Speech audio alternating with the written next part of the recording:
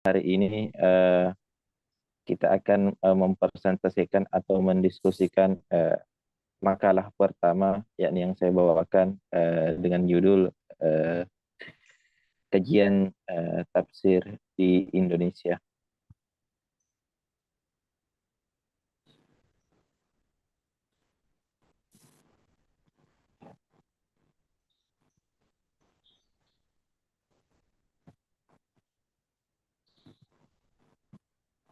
Jadi sudah terlihat makalahnya.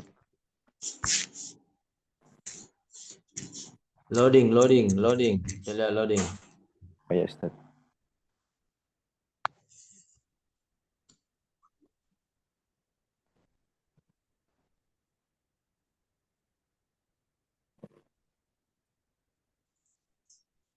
Iya. Eh, jadi dari judul tersebut, kajian tafsir di Indonesia, maka dirumuskanlah latar belakang sebagai berikut. eh, yakni Al-Quran Karim, yakni wahyu ilahiyah yang Allah Subhanahu wa taala turunkan kepada nabi terakhir, yakni Muhammad sallallahu alaihi wasallam, melalui perantaranya yaitu malaikat Jibril. Allah Subhanahu wa taala menurunkan wahyu ini secara lafaz, makna maupun gaya bahasanya kepada Rasulullah sallallahu alaihi wasallam dengan Al-Quran. Maka sejak zaman Nabi sampai saat ini, seorang Muslim mempunyai pedoman hidup yang dapat membawanya kepada fitrah sebagai manusia. Ya, Nabi Muhammad sangat berperan penting dalam menyebarkan Al-Quran sebagai doktrin agama kepada sahabat-sahabat. Selain doktrin, Tunggu juga dulu, materi. Saya iya lihat, Ustaz. saya lihat ini bukan presentasi.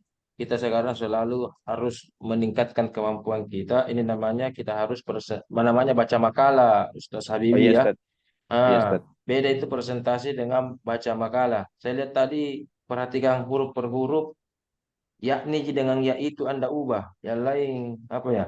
Ya, ubahlah bahasa lisan menjadi bahasa tulis. Ya, oke, Iya Ustaz. lanjut, lanjut. Jadi peranan penting Nabi Muhammad terhadap peradaban zaman ini uh, pada saat kemudian diturunkannya Al-Quran melalui malaikat Jibril dan kemudian diturunkan kepada Nabi Muhammad, yakni sebagai pelopor penafsiran pertama pada saat zaman itu hingga uh, zaman ini. Jadi penafsiran yang diprakarsai Nabi tersebut kemudian terus berlangsung hingga saat ini. Namun yang membedakan bangsa Arab kemudian menjadi bahasa sehari-harinya sehingga mudah memahami Al-Quran, sementara di Indonesia itu tersendiri maka perlu terlebih dahulu terjemahan eh, dalam rangka untuk mengetahui kandungan ayat-ayat Al-Quran.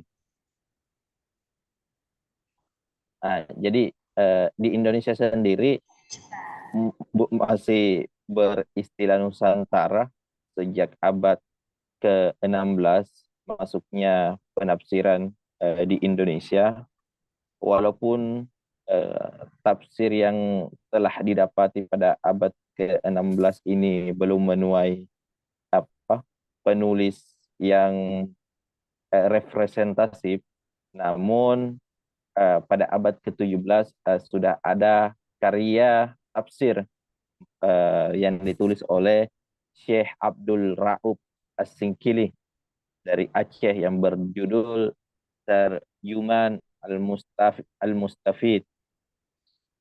Selanjutnya dari zaman ke zaman, dari abad ke abad, itu kemudian apa menjadi rujukan atau menjadi pelopor penafsiran di Indonesia sampai kemudian pada abad ke-21.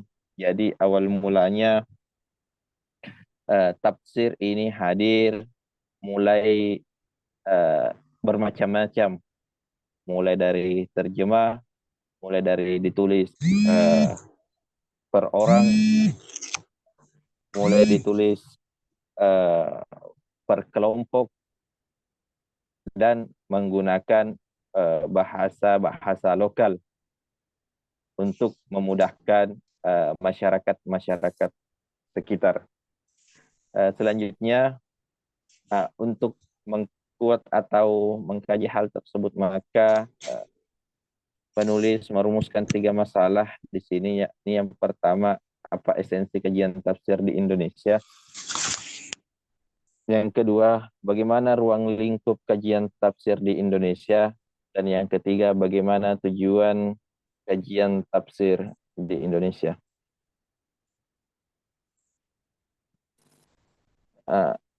Jadi dalam esensi ini, pada bab 2 ini kami bahas terkait pengertian kajian dan tafsir. Tentunya yang dimaksud bagaimana kajian tafsir yang menjadi fokusnya itu di Indonesia. Di sini ada beberapa pendapat ulama di makalah ini yang kami sampaikan. Salah satunya menurut Ahmad Asyirbashi, bahwa tafsir itu ada 2 makna. Yang pertama, tafsir sebagai penjelas terhadap kandungan Al-Quran. Dan yang kedua, tafsir ialah bagian dari ilmu bahasa Arab yang fokus kepada keindahan makna dan menyusunnya dalam menyusun kalimat. Menurut M. Quraish Shihab juga, tafsir yakni upaya sungguh-sungguh yang dilakukan oleh seseorang secara maksimal dalam rangka mengkuat atau mengungkap maksud yang Allah Subhanahu wa taala sampaikan yang ada di dalam Al-Qur'an.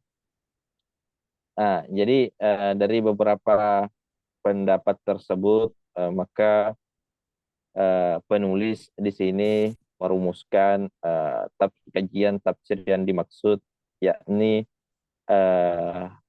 upaya atau kegiatan dalam mengeksplorasi ayat-ayat Al-Quran agar pesan-pesan Allah Subhanahu wa taala dapat tersampaikan dan diaplikasikan pada kehidupan sehari-hari. Seperti itu. Selanjutnya, ya,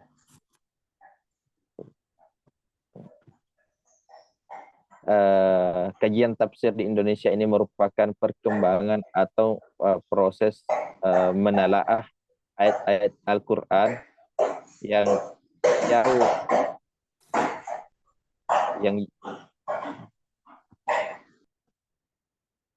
jauh sebelum datangnya kemerdekaan. Kemudian itu terus berkembang, dan itu sebetulnya yang menjadi fokus makalah pada hari ini. Jadi awal mulanya tafsir hadir sangat masih dalam secara tradisional, ya. Jadi Nusantara sebetulnya karena Indonesia belum merdeka, jadi banyak sekali kelompok-kelompok tertentu dari suku, dari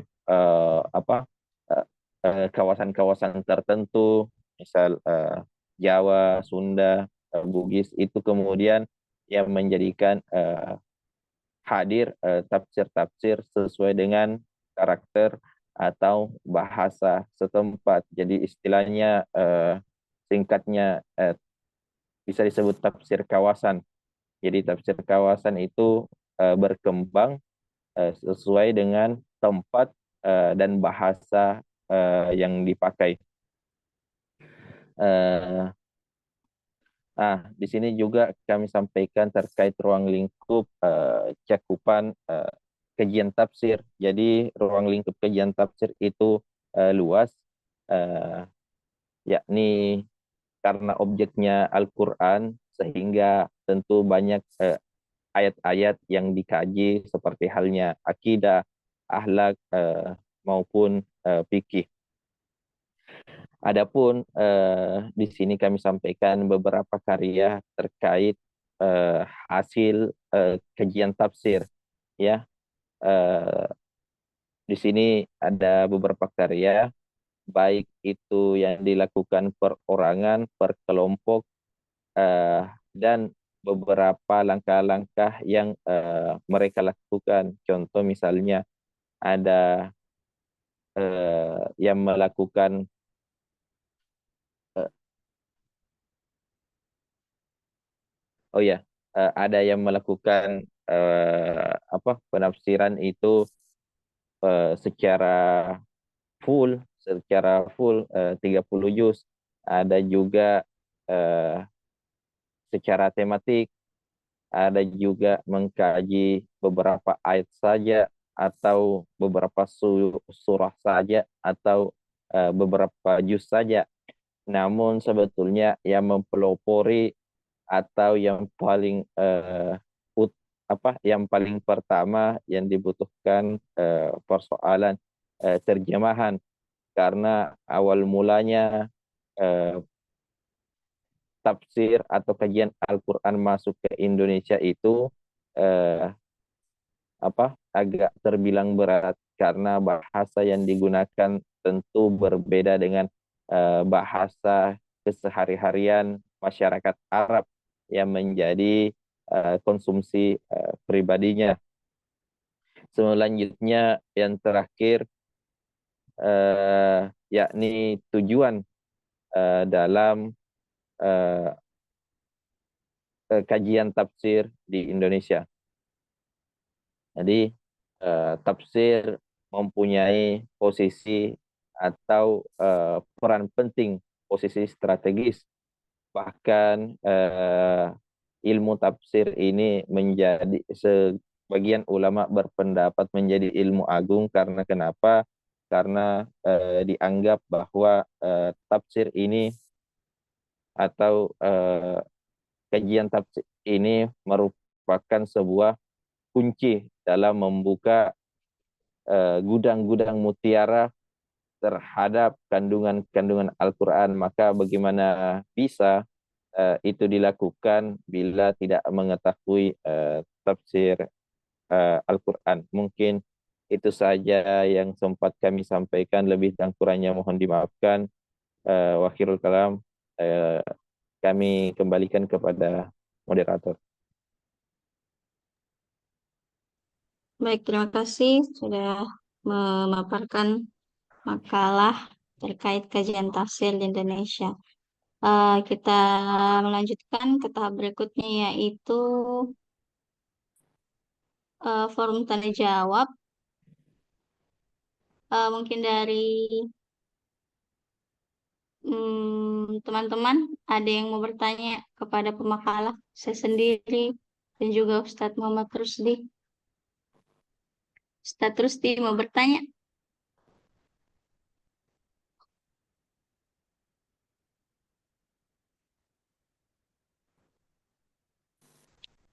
Mungkin dari saya sendiri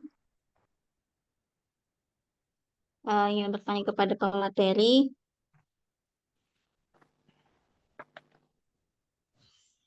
Jadi di sini kita membahas tentang uh, ruang lingkup dan batasan kajian tafsir di Indonesia beserta tujuannya. Nah, yang saya ingin tanyakan terkait ruang lingkup serta batasannya itu bagaimana terkait kajian tafsir di Indonesia ini? Karena menurut kalau saya sih sepertinya belum tangkap apa yang dibahas seperti itu. Jadi Atau kah? Kalau dari segi batasan kita tidak punya batasan nanti untuk ke depannya kita membahas tentang apa begitu. Terima kasih. Oke.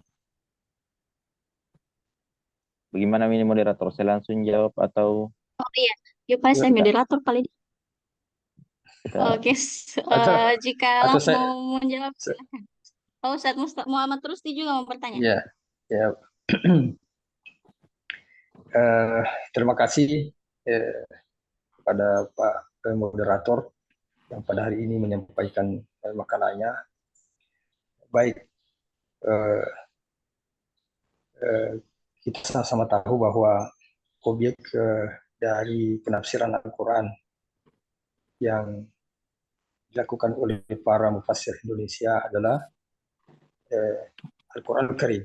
Jadi untuk bisa memahami otomatis para mufassir Indonesia ini eh, memiliki atau kompeten, kemudian memiliki keahlian untuk menafsirkan Al-Quran. Pertanyaannya, apakah para mufassir ini eh, pernah menuntut ilmu di negeri Arab ya? Ya karena kalau memang misalnya kalau cuma membaca dan memahami itu mungkin keterbatasan dari segi kemampuannya untuk mendalami atau menyampaikan, apalagi masalah bahasa Arab itu kan pasti kita harus dalami terlebih dahulu. Apakah mereka ini para mufassir ini menuntut ilmu di sana sebelum kembali ke tanah air? Ya, yang kedua eh, untuk tafsir Indonesia ini, ya, apakah jenis kajian tafsir yang mereka atau corak warna tafsir yang mereka hasilkan itu apakah corak tafsir tahlili atau maudhu'i? Ya. Yang ketiga, adakah mufassir kita dari Indonesia ini yang dulu-dulunya atau sebelum kemerdekaan itu menghasilkan karya tafsir yang secara kamil, secara sempurna, mulai dari Al-Fatihah sampai surah terakhir. Ya, terima kasih. Terima kasih Ustadz Rusdi. Jadi pertanyaannya pertama, apakah para mufassir pernah Iya, menuntut ilmu di negeri Arab? Kemudian jenis atau eh, corak penafsirannya iya, iya, para iya. pengaji terdahulu. Oke. Dan oke, Terima dipersilakan kasih Pak. atas kesempatannya. Jadi yang pertama itu terkait bagaimana ruang lingkup dan batasan kajian tafsir di Indonesia. Coba teman-teman lihat ya. Jadi saya share screen di sini. Ah, ruang lingkup kajian tafsir ini. Jadi sebetulnya ruang lingkup itu merupakan pembahasan apa yang sebetulnya yang mau dibahas sependek pencaharian kami terhadap apa judul makalah ruang lingkup dan batasan kajian tafsir di Indonesia. Jadi sependek pencarian kami ini yang kami dapati, maka eh, apa jadi ruang lingkup tunggu dulu. Ini menelaah ayat-ayat akidah atau ayat-ayat tentang akhlak maupun fikih. Jadi itu kurang lebih. Jadi kami di sini menghadirkan beberapa contoh terhadap karya kajian tafsir di Indonesia terkait hal-hal tersebut. Jadi misalnya kaidah tafsir dan mukjizat Al-Quran karya Muhammad Quraisyhab, sejarah dan pengantar Al-Quran karya Tunku Muhammad Hasbi Siddiqui, ya, sejarah Al-Quran karya Abu Bakar Atjeh, dan seterusnya. Itu yang pertama terkait ruang lingkup, dan yang kedua terkait batasan kajian tafsir. Ya, jadi sebetulnya kami di sini tidak menyampaikan bagaimana sebetulnya batasan kajian tafsir itu. Mungkin ada masukan dari penanya atau teman-teman atau saran dari Ustadz Irham sebentar bagaimana sebetulnya maksud dari batasan di situ, kami kurang paham Ustadz. Selanjutnya terkait bagaimana, oh iya, bagaimana sebetulnya ulama-ulama terdahulu ini, apakah mereka belajar di tanah Arab atau seperti apa. Jadi ini eh, terkait mufasir-mufasir yang kami masukkan di sini mulai dari abad ke-17 sampai abad ke-21, hampir semuanya yang sependek pembacaan kami itu eh, dia mereka mengenyam memang pendidikan baik formal maupun non formal itu di Arab. Bahkan bukan hanya itu, akan tetapi eh, apa dia menafsirkan tersendiri, kemudian dimasukkan ke dalam bahasa Melayu, bahasa Jawi atau Jawa. Bahkan penafsir ini tersendiri menafsirkan ke dalam bahasa Arab. Nah, seperti itu. Jadi ada di antara mereka yang menafsirkan eh, seperti ini. Karya dalam bahasa Jawa milik Kiai Haji Bisri Mustafa, eh, tafsir Al-Ibris, ya. Jadi ini sebetulnya dalam bahasa Jawa sependek bacaan kami di situ ada dialek Arab, mungkin seperti itu. Jadi eh, kesimpulannya, ya hampir semua sependek pembacaan kami, dan kami belum menuai, ya, kami belum menuai yang kami angkat dalam makalah ini yang belum pernah ke Mekah. Jadi hampir semuanya ini pernah ke Mekah. Pertanyaan selanjutnya, apakah ada di antara mereka yang kemudian membuat tafsir secara kamil atau lengkap 30 juz? Jadi ini yang pertama di abad ke-17 yang menjadi pelopor dari uh, hampir semua mufasir-mufasir awal, ya. Kiai Haji Abdul Rauf As-Singkili yang berjudul Tafsir Terjuman Al-Mustafid, temukan pada abad ke-17, ini kamil sampai 30 juz. Selepas itu ada beberapa juga di antara mereka yang mencoba menafsirkan Al-Quran secara lengkap. Ada juga secara tema, secara apa juz maupun ayat-ayat tertentu.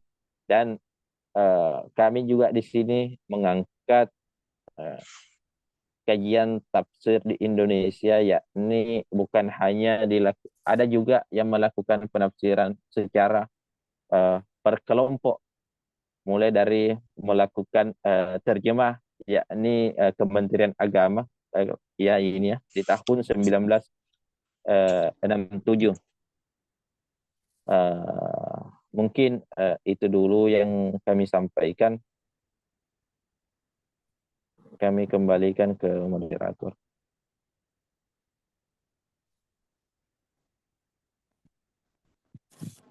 Oke, terima kasih Kemakam.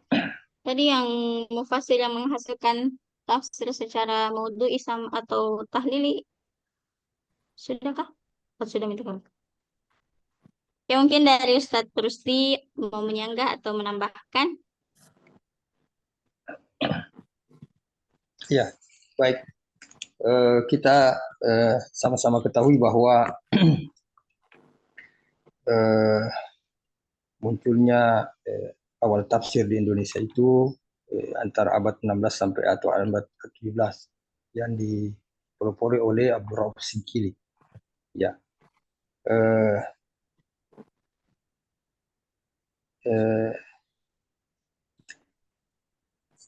metodologi maupun corak yang Oh iya, mungkin ditafsirkan oh iya, itu iya. apa ya. Oke. Ya, terima kasih atas ininya. Jadi persoalan metodologi, corak, dan bagaimana penafsirannya, eh, sebetulnya itu menjadi fokus atau kajian dari pemakalah-pemakalah selanjutnya. Jadi kami tidak bahas itu di dalam sini. Kami hanya menyebutkan beberapa tafsiran-tafsiran. Jadi cuman kami di sini sampaikan metode secara umum saja, ya, tahlili, ijmali, maudhu'i, muqaran.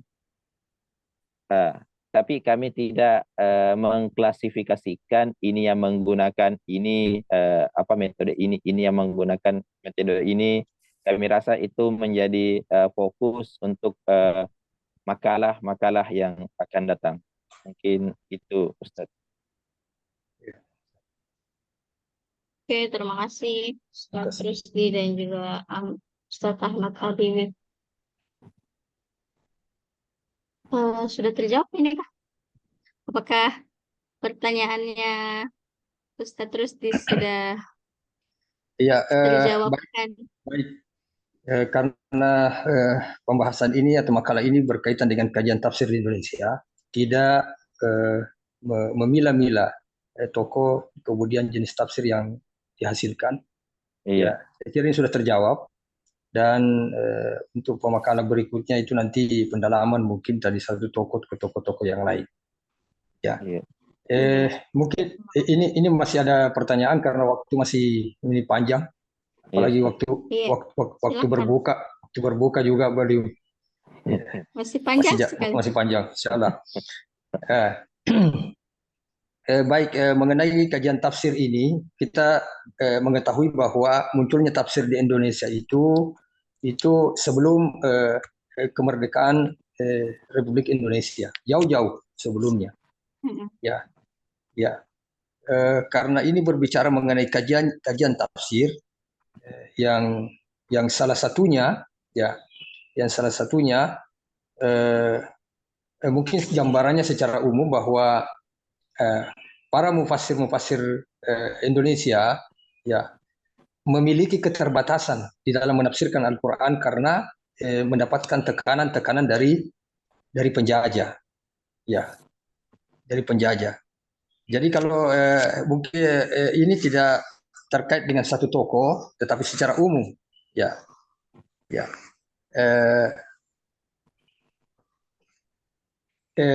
Kajian tafsir yang mereka sampaikan itu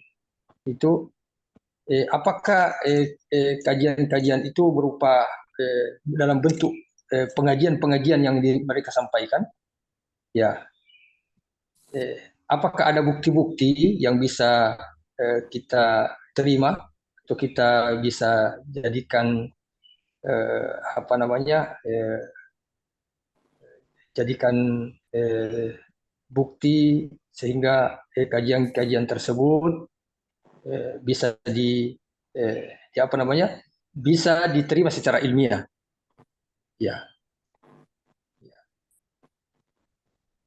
Oke, silakan. Terima kasih. Bapak. Iya, Ustaz. Terima kasih atas kesempatannya.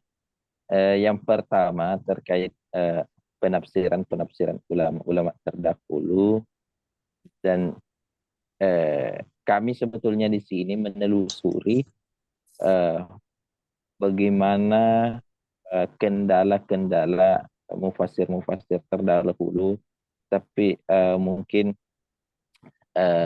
kami belum sempat memasukkan hal-hal tersebut. Jadi sebetulnya kalau kaitannya dengan penjajah, jadi sebetulnya ini jauh sebelum adanya penjajahan besar-besaran di Indonesia. Mungkin pada saat itu Indonesia menjadi jalur perdagangan yang besar di seluruh negeri, baik negeri Barat Eropa maupun sampai ke Timur Tengah. Nah, itu yang apa yang mendasari awalnya adanya juga tafsir. Tidak bisa dipungkiri karena ulama-ulama terdahulu, terkhususnya dari Pulau Sumatera, dari kalangan Minang maupun Aceh, itu memang masih kuat kaitan persoalan penuntut ilmunya ke Mekah. Sehingga itu makanya terjadilah dialektika dalam upaya memahami Al-Quran. Selanjutnya tadi yang dibahasakan sama Ustadz Rusdi terkait bukti-bukti bukti-bukti penafsiran ada dahulunya itu seperti apa. Jadi Ustadz, kami di sini hanya menelusuri, kami kami belum menyampaikan bukti-bukti ya. Jadi mungkin akan menjadi catatan pemakalah terkait kedepannya bukti-bukti tafsir yang ada ya. Karena sepencaharian kami memang ada di dalam makalah ini mengatakan mulai dari abad 16 sudah ada tafsir yang diketahui walaupun belum diketahui siapa yang menuliskan ya pada abad ke-16 itu. Selepas itu masuk abad ke-17 sudah ada penafsiran secara utuh yang dilakukan oleh ulama tadi Abdul Raub ya, dan selanjutnya berkembang terus sampai ke Pulau Jawa, Sunda, suku Sunda, bahkan sampai ke Pulau Sulawesi. Terkait dengan terkait dengan bukti atau apakah bisa diuji ini keterkaitan ilmiah karya tersebut atau tidak, saya rasa itu bisa diteliti, tapi persoalan ilmiah atau tidak, saya rasa ada beberapa corak ya, ada paling tidak dua corak yang mendasar dalam menafsirkan Al-Quran, bil maksur wa bil ra'yi. Mungkin itu yang menjadi penafsiran atau langkah taktis ulama dalam menafsirkan Al-Quran, karena pemakalah sendiri juga ini belum melihat tafsir-tafsir yang tertulis di sini. Misalnya karya Muhammad Nawawi Al-Bantani ini ya, Tafsir Munir li Muallim At-Tanzil. Kami juga belum melihat seperti apa itu dan bagaimana itu penafsirannya. Mungkin yang kami baru lihat baru punya Prof. Quraisy Shihab. Gimana tadi itu?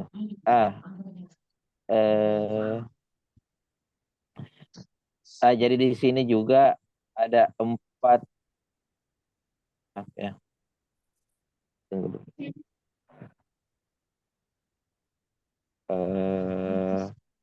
Di sini juga sebetulnya itu juga yang menjadi fokus penelitian ke depan. Karena kenapa? Karena kami di sini sampaikan ada karya tafsir atau karya terjemah ya yang dilakukan oleh per kelompok dan ada juga yang dilakukan secara individu. Itu mungkin yang menjadi penekanan.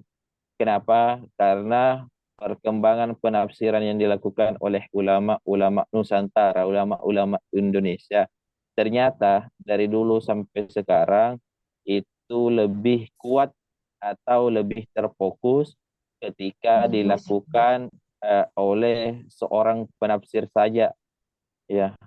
Mungkin itu stat yang bisa kami sampaikan. Ya, terima kasih. Terima kasih. Mungkin itu dari pemakalah. Adapun mungkin saya tambahkan sedikit saja. Ada bacaan kami.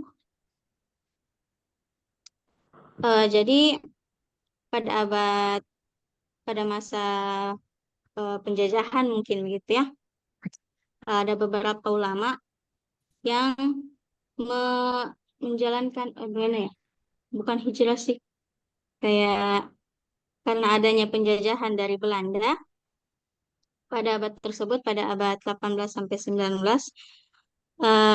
ada mayoritas ulama mengungsi ke pelosok-pelosok desa, kemudian mendirikan pesantren-pesantren sebagai tempat pembinaan generasi sekaligus konsentrasi perjuangan.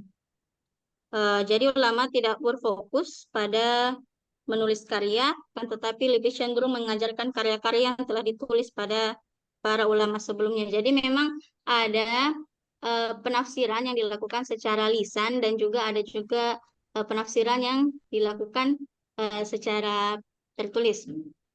Dari Syekh Abdul Rauf As-Singkili ini memang beliau sudah menulis satu penafsiran Al-Quran secara kamil dari Al-Fatihah juz 1 sampai dengan juz 30. Akan tetapi karya beliau itu merupakan salah satu saduran dari kitab yang prakarsai oleh karya dari Tafsir Al-Khazin dan Baidawi, yakni Anwar At-Tanzil. Jadi perkembangan penafsiran di Indonesia memang juga ada secara lisan, terus berjalan juga secara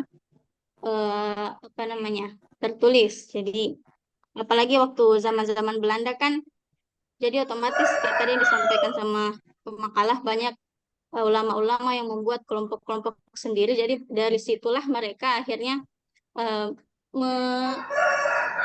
menyampaikan penafsiran mereka dalam kelompok-kelompok tersebut. Jadi ini termasuk kepada penafsiran lisan gitu. Ya.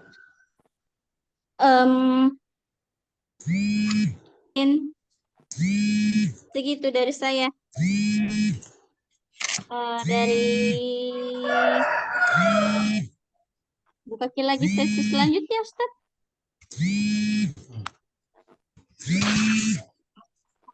Tergantung apakah masih ada yang ingin ditanyakan atau karena kita lebih dalam lagi, atau ada lagi yang belum jelas. Ya. Oh ya, silakan Ustaz, terus. Baik. Ya. Ya, karena ini berbicara mengenai masalah kajian tafsir di Indonesia. Ya. Iya. Ya. Apalagi era-era sebelum kemerdekaan itu jelas belum memperhatikan metode tafsir, apakah ijmali atau ini. Adapun laun atau corak yang mereka tampilkan itu sesuai dengan apa yang dialaminya. Ya, jadi kalau di kajian tafsir ini mungkin untuk di Indonesia pada masa itu banyak kecenderungan kepada corak-corak tertentu, misalnya coraknya Sufika atau kapal Sapaka. Ya, kan pada masa-masa tersebut ya banyak sekali dipengaruhi oleh pemikiran-pemikiran mungkin yang yang apa namanya yang mereka dalami, termasuk masalah sufi.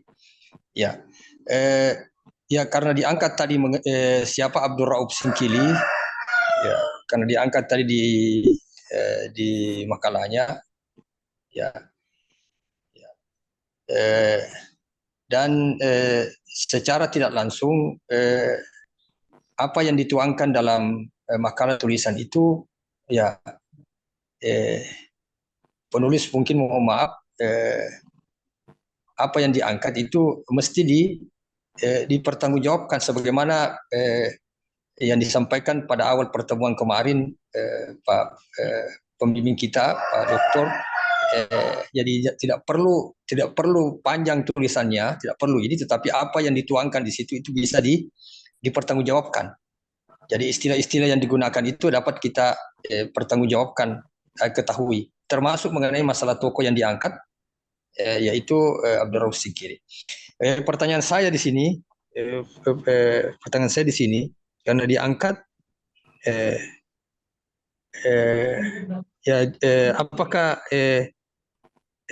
tafsir yang disampaikan oleh beliau mufassir Abdul Rauf ini, Syekh Abdul Rauf ini, mungkin ada gambaran dari makalah, apakah masuk pada corak falsafah atau pada corak sufika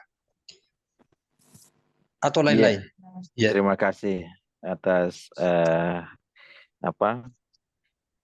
atas ininya persoalan tanggung jawab yang ditulis. Jadi sama sekali Ustadz itu kita tidak bahas di materi kajian tafsir ini. Nah, jadi ini hanya pengantar. Kenapa? Karena ada fokus-fokus makalah di kedepannya. Jadi nanti ini Ustadz terus yang bahas persoalan Abdul Rauf As-Singkili. Bagaimana metodenya, bagaimana coraknya, ya. Fansuri, ya. Oh, Fansuri. Oh iya, mungkin seperti itu contohnya. Ya, siap. Hamzah Fansuri itu kayaknya penafsir sebelum Abdul Rauf As-Singkili dari tahun abad ke-15 sampai 17.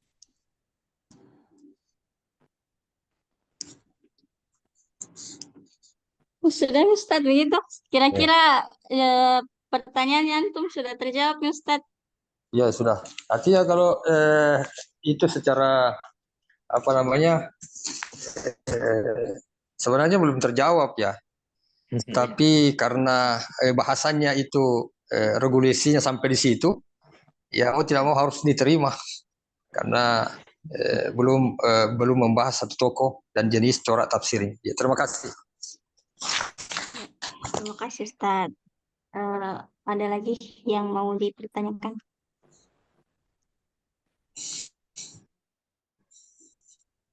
Kalau mungkin tidak ada, forum ini kami kembalikan kepada Ustadz Ilham sebagai dosen pengampu. Assalamualaikum warahmatullahi wabarakatuh. Waalaikumsalam warahmatullahi wabarakatuh. Alhamdulillah wassalatu ala rasulillahi wa ba'du. Puji syukur kepada Allah, salawat dan salam kepada Nabiullah Muhammad sallallahu alaihi wasallam. Allahumma salli wa sallim wa barik alaihi. Ya, oke. Sebelum kita masuk isi, ya, Ahmad Tabibi sudah turniting ini anunya. Sudah turniting. Berapa hasilnya? Belum. Habis putus suara Ustaz. Oh, bagaimana suara aku putus-putus? Oh ya, oke. Bagaimana suara saya ini masih putus? Oh iya, sudah jelas Ustaz. Sudah jelas. Oke, putus-putus. Bagus nih. Oke, apakah Ustaz Habibi sudah menturniting makalahnya? sebagai bagian dari makalah yang berkualitas. Iya Ustaz, belum Ustaz. Berapa? Belum. Ya, ya, ya. Kalau mungkin masih di atas 24% ini, ya.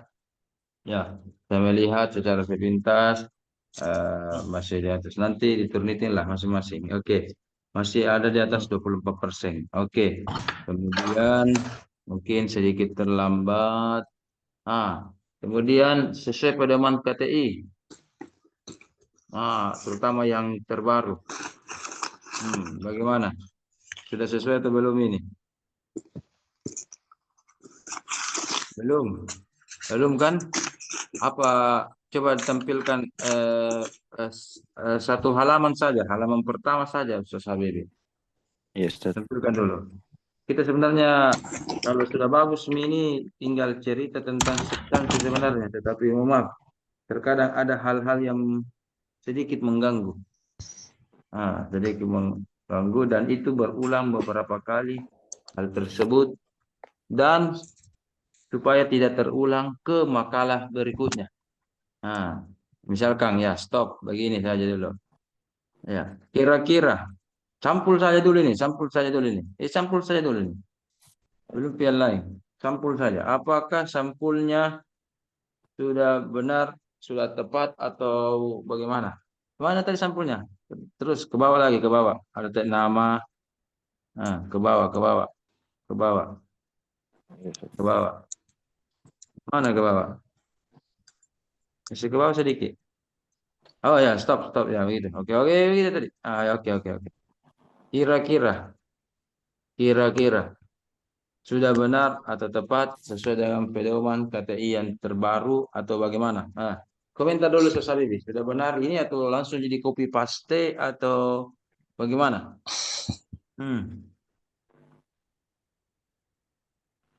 Iya Ustaz. Bagaimana? Masih salah kayaknya Ustaz. Yang mana? Yang mana salah? Nama tak kayaknya Ustaz yang salah. Nama aku saya tidak peduli nama saya mau benar atau salah tidak di saya itu pedulikan. Yang lain bagaimana? Paragraf juga Ustaz. Tidak, yang sampul dulu, sampul dulu. Halaman sampul dulu. Halaman pertama dulu, halaman sampul. Atau Ibu Ustazah Lutfiah atau Ustaz Rusti kira-kira bisa menebak yang mana kira-kira yang perlu diperbaiki dalam pedoman KTI terbaru.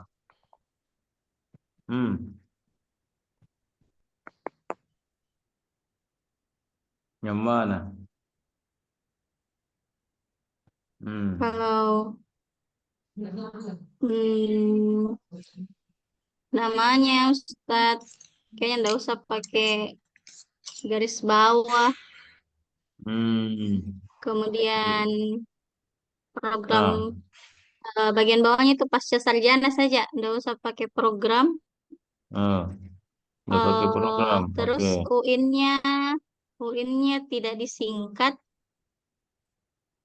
Coba ke bawah, tampilkan share screen-nya Habibie di bawah, ke bawah lagi sedikit. Ya, di bawahnya nama dosen. Yang bold. Itu di atasnya itu ya itu. Program pasca sarjana. Iya ya. Oke, betul-betul diperhatikan ya. Program itu 10 tahun yang lalu ya. Saya kemarin 2014 selesai doktor masih pakai program. Ya, ini sudah 7 tahun, 5 tahun terakhir sudah tidak ada nilai kata programnya. Itu juga KTI terbaru dibawanya pasca sarjana atau fakultas itu bersambung. Dikasih panjang ya, UIN-nya dikasih panjang. Kalau pedoman yang lama, UIN-nya sudah begini. Tapi kalau yang baru disambung itu, ya. Jadi itu halaman 100 berapa itu di pedoman. Nama Anda juga, Habibie, betul. Sudah tidak dikasih underline. Kalau pedoman yang lama ada underline-nya, sekarang tidak ya. Dan seterusnya, ya. Nah, lama ini kalau itu terus dijelaskan. Saya mau sampul ini dan seterusnya. Saya rasa ini sudah puncak kedewasaan dan pendidikan ini kalau di doktor. Jadi saya rasa nanti lihat sendiri. Lihat Maki. Seperti ini kepada Nabi terakhir banyak sekali yakninya ini, yakni sudah berapa kali kata yakni ini ya, dan seterusnya.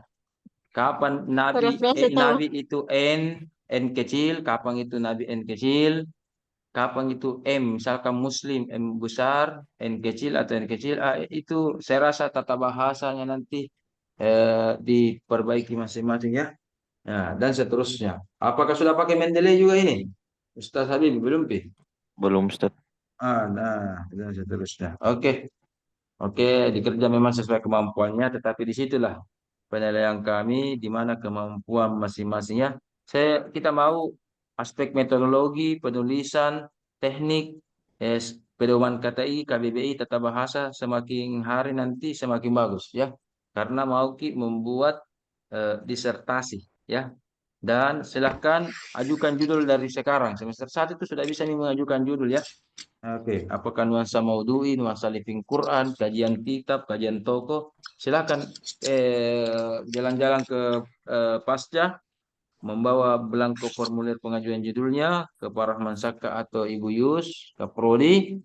Itu cepat itu ya, supaya cepat. Ya, yang penting yakinkan bahwa judul Anda belum dibahas. Oke. Kita lihat dulu latar belakang ya. Tadi yang pertama tentang metodologi penulisan, teknik itu perlu ya, coba. Dalam membuat latar belakang masalah, stop dulu itu tadi, stop ya. Minimal ada 2 teori ya, Bapak-bapak, Ibu-ibu yang kami muliakan. Ada yang memang berawal sangat luas seperti ini Al-Qur'anul Karim, luas sekali. Nabi Muhammad itu terlalu luas. Itu saya lihat teori latar belakang yang dulu, ya kan? Tetapi saya lebih memilih teori latar belakang yang baru. Ya, kalau misalkan Anda membahas tentang fitnah dalam Al-Quran, langsung itu. Apa variabel fitnah? Langsung dibahas. Ini Al-Quran, luas sekali. Ya kan? Apa hal yang baru di sini?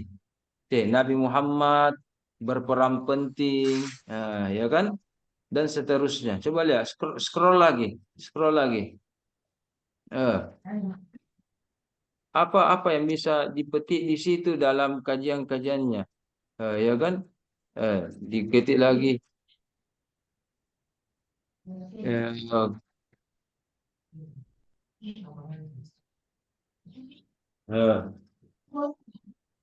Nah, di scroll. Apa yang terjadi di situ? Wah, itu. Sementara di Indonesia, atau saya, ya itu ya. Jadi perkembangan ilmu tafsir, langsung itu kajian tafsir ya. Oke. Dan rumusan masalahnya itu fatal, masih menggunakan kata-kata apa? Coba lihat. Apa? Anda masih menggunakan kata apa? Saya lihat. Apa. Itu. Ini Prof. Kenapa itu? Martin yang pekan lalu ini, Ustaz, yang minta kalau buat makalah. Bisa pakai apa? Iya, Prof. Mardan, Ustaz. Bukan sebelumnya itu saya pakai bagaimana itu di persoalan pendefinisian, cuman dia Prof mengatakan kalau definisi itu apa, bukan bagaimana. Jadi itu yang saya Jadi tunjukkan. esensi saja yang ada apanya. Ruang lingkup bukan apa. Ruang lingkup bukan definisi. Kalau begitu, kalau begitu ya. Memang metodologi itu berkembang. Yang penting ada alasannya. Kalau begitu harus konsisten. Kalau mau kapten bagaimana semua. Iya, Ya. Ustaz. Iya, Ustaz. Saya mau tanya dulu, apa bedanya tuh esensi dengan ruang lingkup? Apa bedanya itu esensi dengan ruang lingkup? Sama-sama ontologi. Iya, Ustaz. Sama-sama ontologi. Kalau begitu sama-sama ontologi, apa dong? Sama-sama apa? Dan kalau ada bedanya, kalau tidak ada bedanya, digabung saja. Apa yang Anda maksud ini, Ustaz Habib? Yang Esensi dengan pertama, rumusan masalah pertama itu, Ustaz, bagaimana pendefinisian dari kajian tafsir di Indonesia. Sementara iya, Ustaz, sama aja sebetulnya, Ustaz. esensi dengan Kita bonding lihat itu. pembahasannya. Ya, kita lihat Iya, pembahasannya. Scroll lagi di bawah. Scroll lagi iya. di bawah. Bab 2.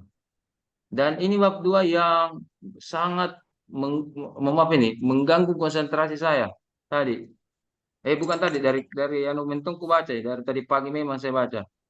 Di atas, atas, atas, atas, atas, atas, atas, atas, atas, atas. Ah, itu. Ada yang bisa komentar nih. Yang terlihat sekarang di layar. Apa yang harus, apa yang mengganjal dari mata Anda melihat makalah yang begini? Bagaimana?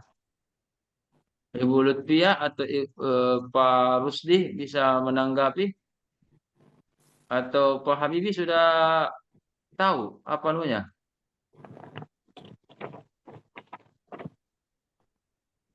Apa kata di situ yang tanda kutip sangat mengganggu? Hmm?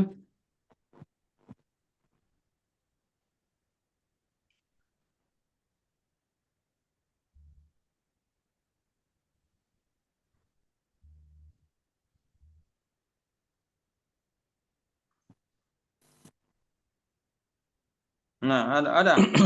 Ah, Kata sambung tuh kata dalam. Kata oke, dalam oke. tuh kata. Kita dalam boleh, dan seterusnya boleh itu. Yang paling itu adalah di pembahasan poin A. Oh, Alhamdulillah. Kenapa ada lagi kata tanya semestinya di dalam? miring. Ya, Hah? kenapa ada? Iya. Ya, selain itu masalah miringnya, betul. Oh iya, Kenapa Ustaz. lagi ada kata tanya di dalam sebuah pembahasan? Bukankah kata tanya itu cukup rumusan masalah? Oh Kalau iya, untuk Ustaz. tujuan ada untuk, ya. Kalau tujuan itu untuk apa? Untuk memahami, untuk mengetahui, untuk mendeskripsikan, untuk menganalisis, itu kalau tujuan, ya. Dan kenapa lagi ada kata tanya? Dan poin A-nya itu harusnya ya rata kiri sesuai dengan margin. Langsung ke kiri banget, ke kiri. Caranya itu dibawanya view. Ada itu view. Coba lihat view. Dibawanya view itu ada tanda panah ke kiri. Itu view. Ada review. Coba lihat paling atas itu file, home, insert, draw. Ada mailing, review, ada view. View saja. Dibawanya view itu. Oh ini, Udah Ustaz. lihat di bawahnya view. Iya, di bawahnya. Itu icon-icon di bawahnya. Di bawahnya lagi. Jangan di atas, di atasnya. Pas di bawahnya view. Itu tadi view. Oh, Hmm. kasih home Ah, dulu, kasih home dulu, kasih home dulu. Home, ini, kasih home Ustaz. dulu. Ya itu tindis, di bawahnya view. Itu, klik itu, klik itu Diblok tadi. dulu, Ustaz. Ya, klik saja, klik. Nggak bisa. Tidak Begini nih. bisa, Iya, tidak bisa mi. Oh, oke, iya. sudah lumayan mi. A-nya sudah mentok, tapi lurus-lurusnya itu, ya itu rulernya itu, ya Oh iya, Ustaz. mister-mister di atas itu nanti kita mainkan, kita atur ya, dan seterusnya. Iya, Oh, oke, Ustaz. oke. Eh, Coba kita lihat secara umum ya.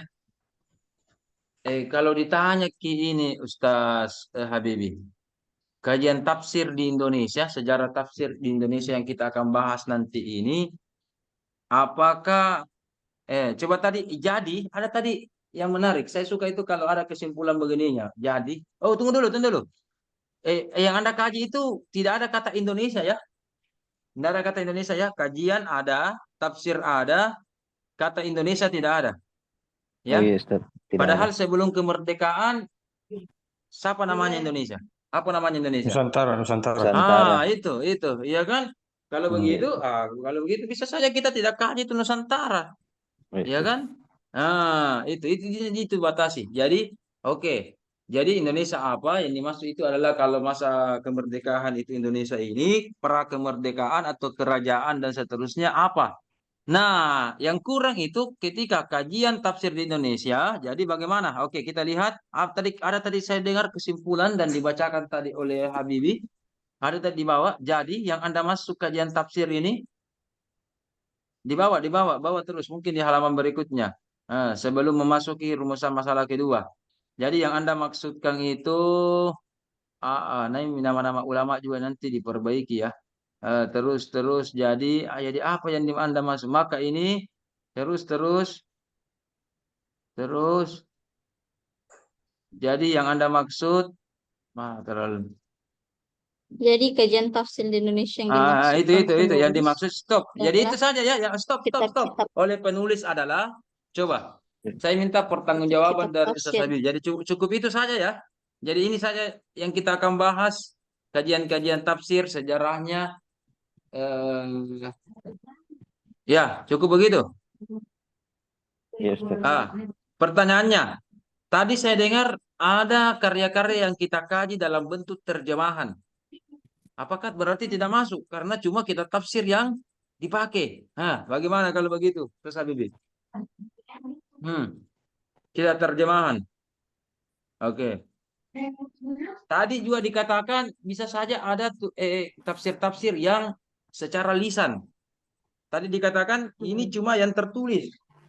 Ya, Iya, Ustaz. tertulis. Tunggu dulu. Ada telepon dari Prof ini sebentar. Dari Prof. Iya, Ustaz. Assalamualaikum Prof. Assalamualaikum Prof. Ya. Iya Prof.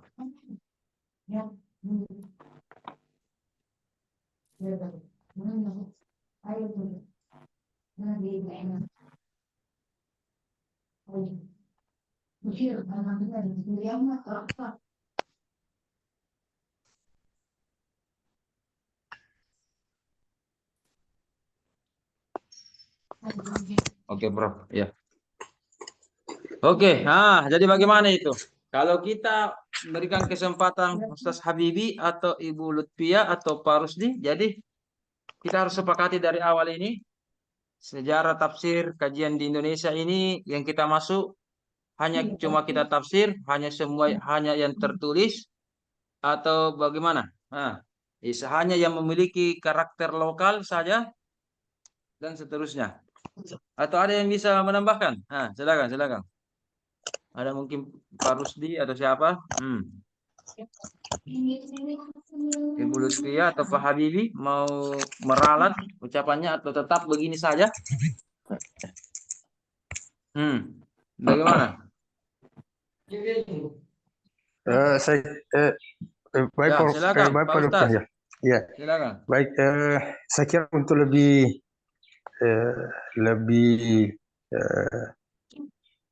bisa dipertanggungjawabkan. dalam.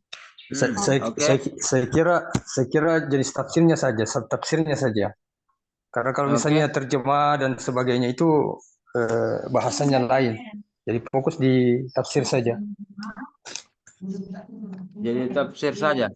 Jadi yang masalah terjemahan. Nah, bagaimana kalau ada namanya terjemahan ya Ustaz Rusdi ya. Namanya terjemahan biasanya ada disisipkan sedikit walaupun berapa persen itu penjelasan singkat. Jangan jauh-jauh ke masa kerajaan atau masa terdahulu berapa abad silam.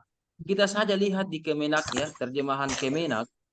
Itu ada tanda kurung, ada bahasa footnote, penjelasan singkat, apakah satu kata atau satu kalimat tentang ayat tersebut yang mungkin muskil atau yang mungkin betul-betul perlu penjelasan. Ya.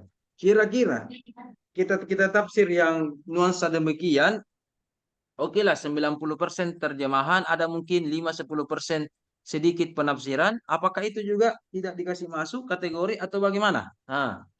Ya, saya kira Pak Dok ini untuk masalah itu tergantung dari definisi terjemahan Al-Quran.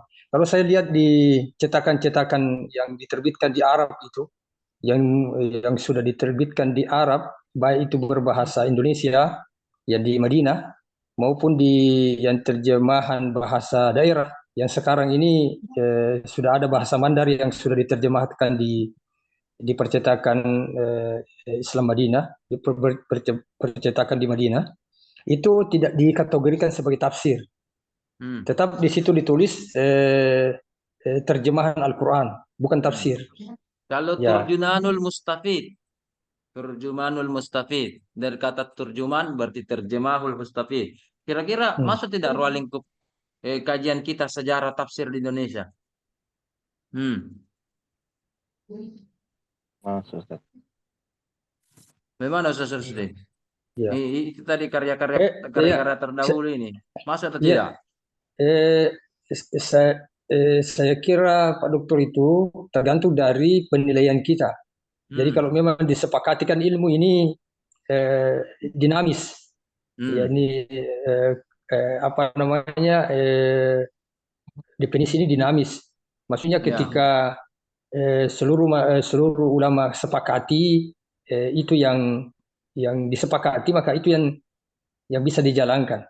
Ya kalau selama ini yang saya pahami, kalau terjemahan Al-Quran itu tidak bisa dikategorikan sebagai tafsir.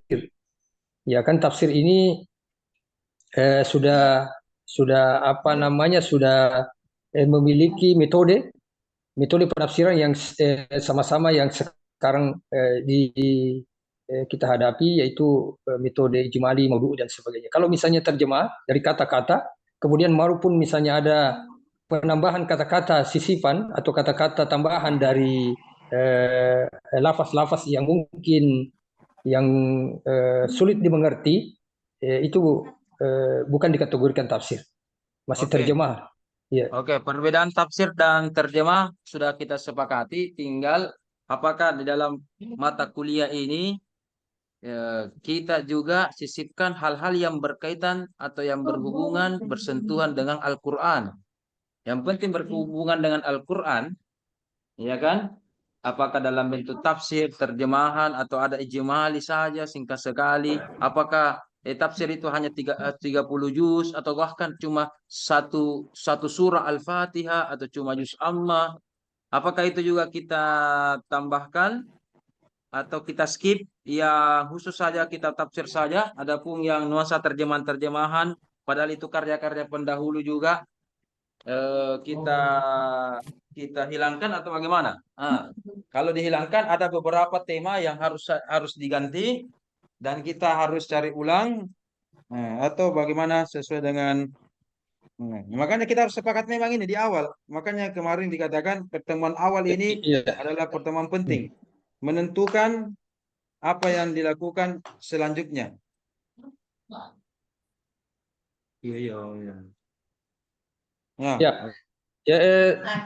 saya kira dok, bisa kita kategorikan apa namanya kajian mufassir Indonesia, walaupun karyanya itu cuma terjemahan, karena para mufassir Indonesia itu ketika menjelaskan Al-Quran, walaupun misalnya yang mereka tuangkan dalam tulisan itu dalam bentuk terjemahan, tetapi penjelasan yang mereka sampaikan itu walaupun tidak tertulis, jelas mereka menafsirkan Al-Quran. Oke, bagaimana yang lain? Dua yang lain? Ini tentang bagaimana batasan kita dalam satu semester akan datang. Pendapat Pak Rusdi ya kita include saja supaya bagian dari karya dari mufassir klasik ya dan seterusnya. Bagaimana yang lain? Mau juga dibahas atau sepakat atau berbeda? Berbeda semua atau berbagai sebagian? Ya. Bagaimana Yes, Ibu Lutfia, Pak Habibie? sepakat, Ustaz, sepakat. Oke, kalau begitu alhamdulillah kita sepakat. Berarti definisi di makalahnya Ustaz Habibie ini perlu dirombak ya. Dirombak. Kata tafsirnya hanya membatasi kitab tafsir, itu dirombak. Kemudian kategori kedua, tafsir itu yang tertulis saja. Kita sepakat yang tertulis saja.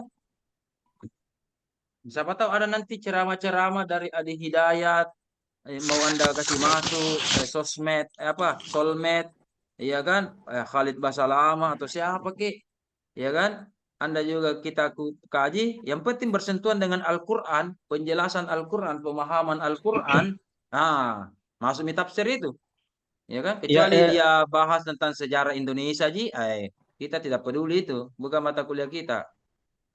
Bagaimana? Saya kira untuk ceramah-ceramah ini belum bisa dikategorikan sebagai teori ilmiah, Pak Dok.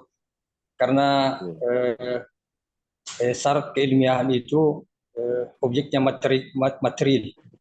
Ada material, ada buku atau kitab suci yang memang dijadikan pedoman. Kalau memang ada bukti hasil karya, baru bisa diterima. Tapi selama bentuk ceramah, saya kira enggak, karena ini tidak bisa dipertanggungjawabkan.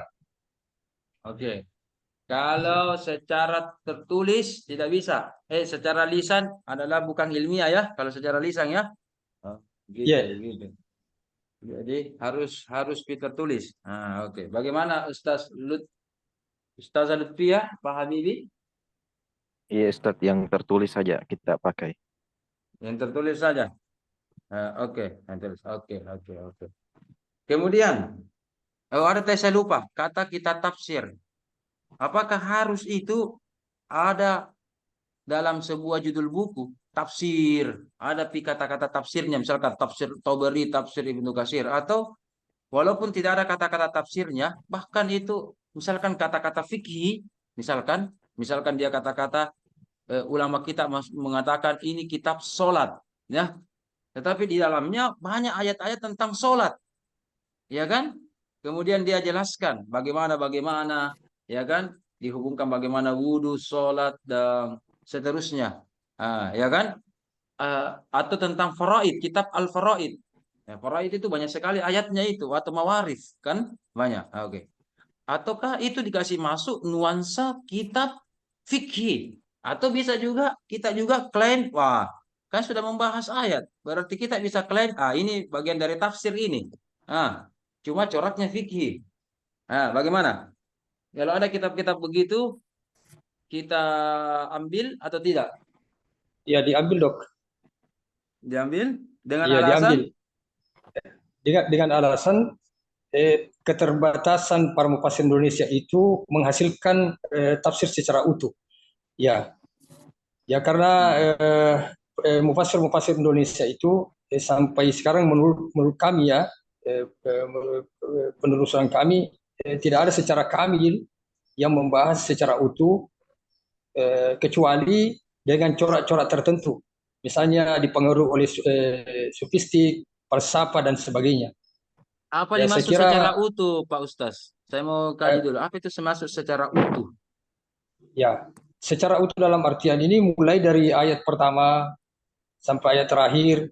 Kemudian apakah metode tafsir yang digunakan adalah metode tafsir yang keenam yang kami pahami, apakah ijmali, maudu'i, muqaran. Itu tafsir Al-Misbah, Ustaz. Bagaimana yang kita maksud itu? Kalau begitu pandangannya. Gimana? Ya. Apanya? Tafsir Al-Misbah katanya. Tafsir Al-Misbah, Ustaz. Maksud saya begini.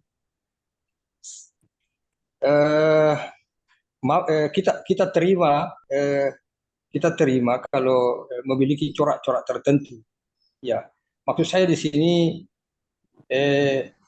yang dihasilkan oleh ulama-ulama di Indonesia itu ya membahas penafsiran Al-Quran bukan secara utuh kamil Al-Quran itu secara sempurna. Ya, tetapi ada corak-corak tertentu yang ditampilkan, kemudian penafsirannya itu tidak secara menyeluruh, mulai dari ayat surat pertama sampai surat terakhir. Ya. Adakah kita tafsir tidak ada coraknya, Ustaz? Ini kita tafsir ini tidak ada coraknya, iya kan? Adakah?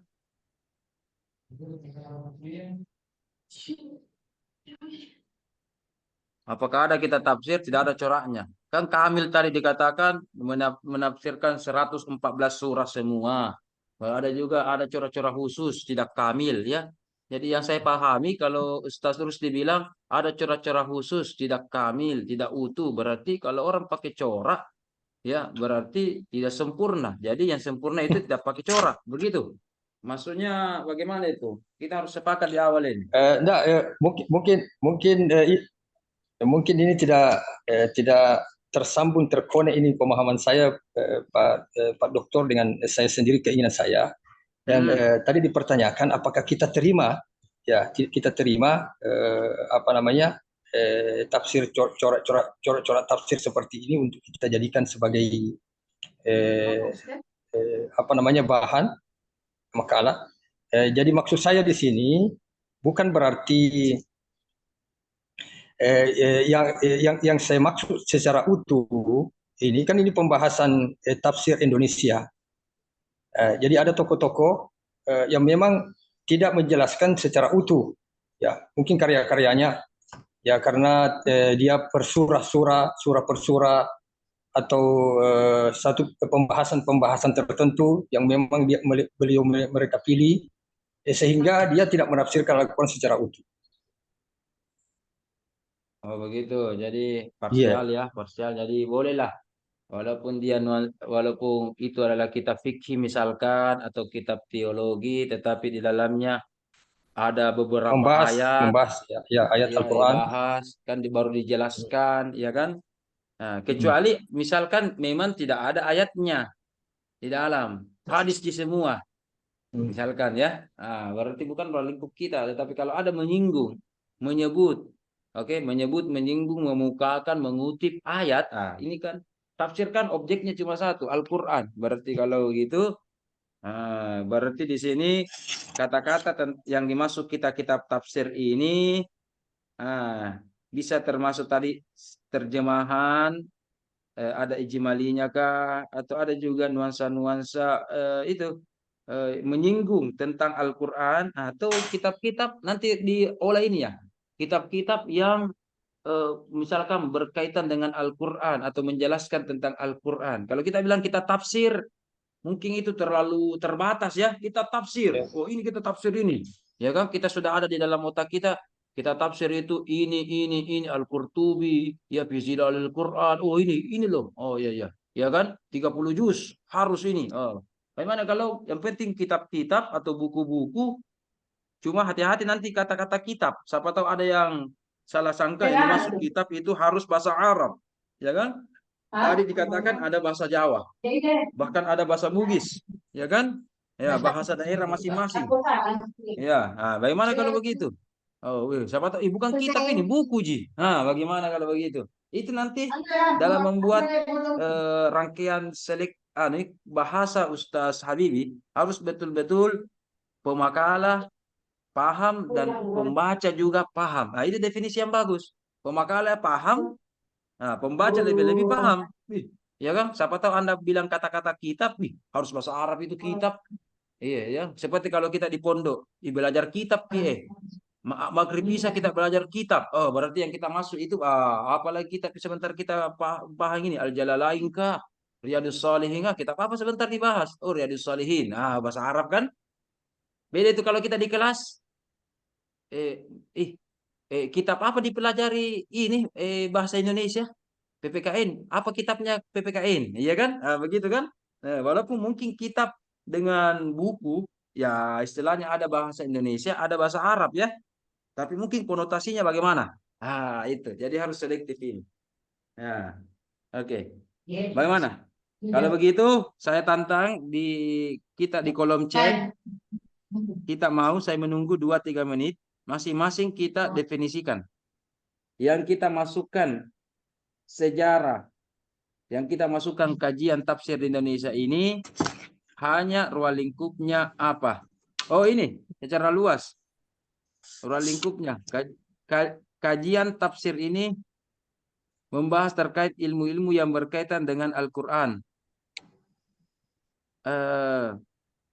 Contoh, ada lagi contohnya panjangnya. Itu saja yang berkaitan dengan Al-Quran. Itu saja. Ilmu-ilmu, membahas tentang ilmu-ilmu. Kalau ilmu-ilmu berarti belum terjilid ilmu-ilmu, bisa saja presentasi dalam bentuk presentasi, teori, manuskrip, atau memang sudah dipublikasi atau tertulis atau bagaimana ini? Ya, oke, coba saya tantang. Kita Ustazah Lutfia, Ustaz Rusdi, dan Ustaz Habibi, silahkan menulis kira-kira ruang lingkupkah atau arahkah batasan dari kajian tafsir di Indonesia ini apa? Ya, terdiri dari satu kalimat, satu baris, dua baris lah. Jangan dia terlalu panjang. Ini definisinya terlalu panjang ini. Ada dengan contoh-contohnya juga, ya kan? Ya, ingat definisi yang baik itu jami' mani'.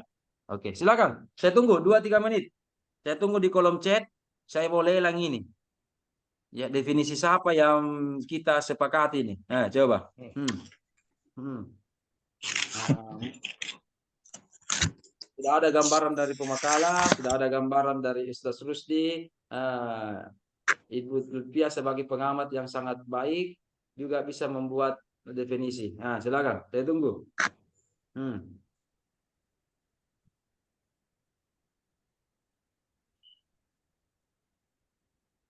Oke. Berjalan.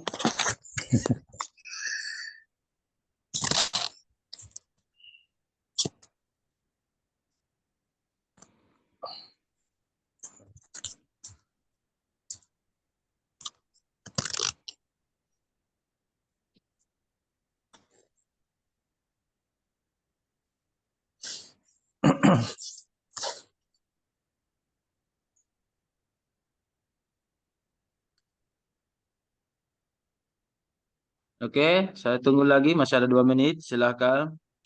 Apa kira-kira definisinya? Nah, apa kira-kira ruang lingkupnya ini? Ya. Mau kemana ini? Arahnya.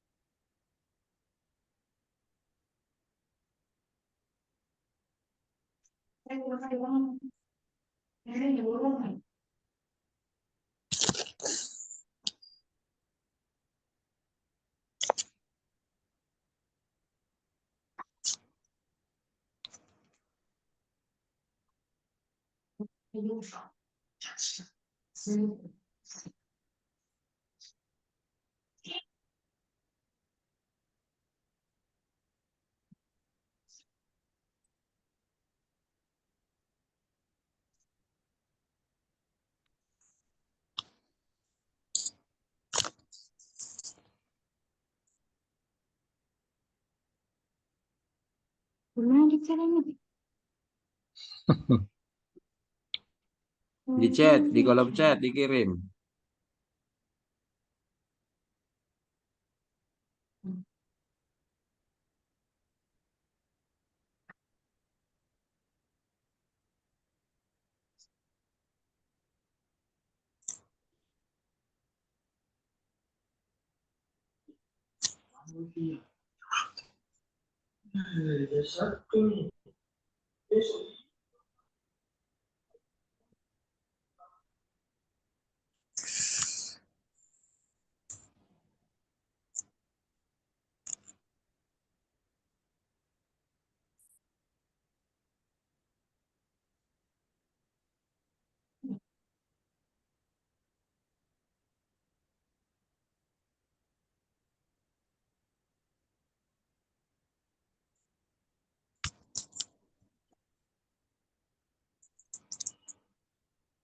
Ya, sudah ada satu orang.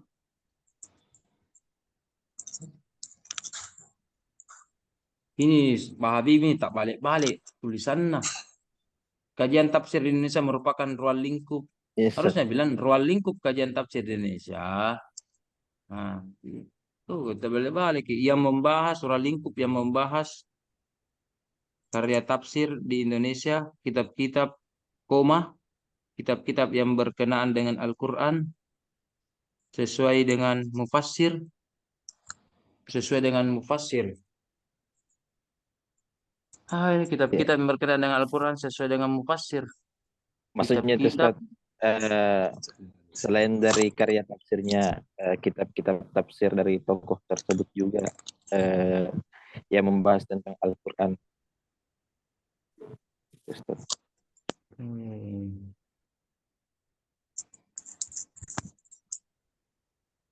Ruang lingkup kajian tafsir Indonesia membahas tentang penafsiran Al-Quran, kitab-kitab serta tokohnya.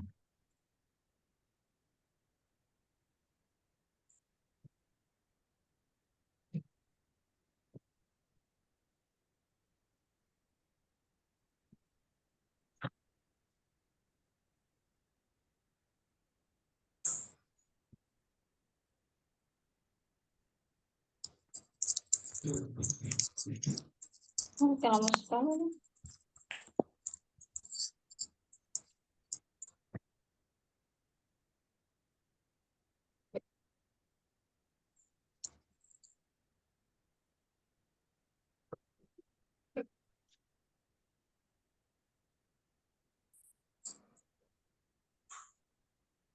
Kajian tafsir membahas karya tafsir yang berkaitan dengan Al-Quran. Ada lagi? Mana lagi definisinya ini? Siapa lagi nih? Sudah 2 ini. Siapa lagi 1? Seterusnya. Terus Kajian tafsir Indonesia adalah membahas karya tafsir yang berkaitan dengan Al-Quran. Nah, tidak ada tertulisnya. Tidak ada tertulisnya ya. Tidak ada tertulisnya. Nah, oke. Tidak ada tertulisnya. Oke. Ustaz Rusdi. Kalau 2 definisi sebelum Anda yang membedakan ini, selain ada karya tulis, tertulis atau lisan dan sebagainya, ada saya lihat ini teman Anda Lutfia dan Habibi menulis tentang biografi atau berkaitan tentang tokoh. Kalau Ustaz Rusdi tidak membahas, kira-kira kajian itu kan? Kajian kita ketika membahas tafsir, kita cukup membahas karyanya atau juga perlu info siapa tokoh tersebut, siapa ulama tersebut, atau bagaimana? Satu sisi saja atau 2 sisi kita lihat? Ya, baik Pak Dokter. Karena kita mencari definisi yang jami' ma'ani. Jami' ma'ani itu kalau sudah kita bahas tafsirnya, otomatis ikut tokohnya. Jadi Masa, kan otomatis? ini Belum tentu. Tapi ini Pak Dokter, ini kita coba baca ya, kajian tafsir di Indonesia membahas karya tafsir yang berkaitan dengan Al-Quran. Ya, saya kira ini definisi yang kami maksud adalah ini saya anggap definisi yang sudah mengarah kepada jami' ma'ani. Mana kata tertulis? Kita bilang tadi tertulis, bukan lisan. Kalau ini kan masih include, masih mubham, masih muskil ini. Tertulis atau tidak ya? Yang penting karya kan? Karya kan bisa juga. Iya. Ya. Minta waktu untuk diperbaiki Pak Dokter. Oke. Nanti ya. Oke, dan seterusnya nantilah. Saya tunggu paling lambat, siapa tahu dapat hidayah, dapat mauna kalau sudah tahajud ya, sebentar malam atau tarwih, ada inspirasi, ya bolehlah. Paling lambat besok pagi kita diskusi di grup, kira-kira definisi yang kita sepakati apa ya. Oke. Dan apakah penting kita bahas tokohnya atau tidak? Tadi isi-isi makalah yang kita bahas kemarin itu, saya berikan petunjuk sedikit. Misalkan kita bahas metodologi tafsir M. Quraisy Shihab. Nah, apa bedanya kalau kita katakan, anggaplah ini, kita bilang metodologi penafsiran Saya tulis ya. Saya tulis ya. M. Quraisy Shihab. Shihab. Dengan apa bedanya kalau saya bilang metodologi penafsiran dalam kitab tafsir. Tapi Ustadz putus-putus Ustadz. Oke.